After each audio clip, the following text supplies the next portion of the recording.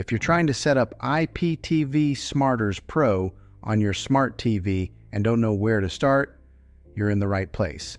In this video, I'm going to walk you step by step of how to set up the IPTV Smarters Pro app on your smart TV.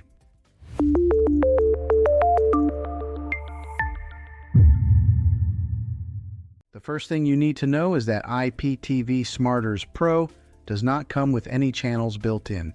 You will need a subscription from an IPTV provider before you can use the app. Once you have that, you're ready to move on. Step 1 is installing the IPTV Smarters Pro app on your smart TV. Go to the App Store on your TV and search for IPTV Smarters Pro.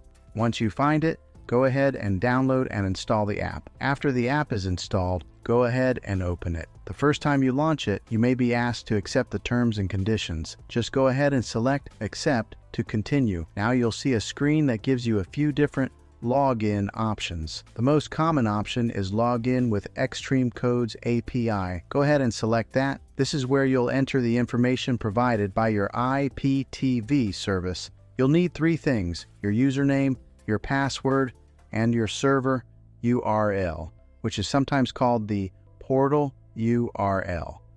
Take your time here and make sure everything is typed in correctly. Even a small typo can prevent it from working.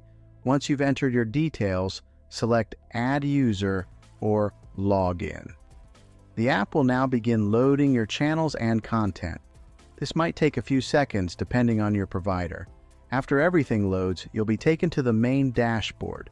From here, you'll see options like Live TV, Movies, and Series. Go ahead and select Live TV to start browsing channels. If you want a better experience, I recommend taking a minute to explore the settings. You can adjust things like the player, enable subtitles, or organize your channel list.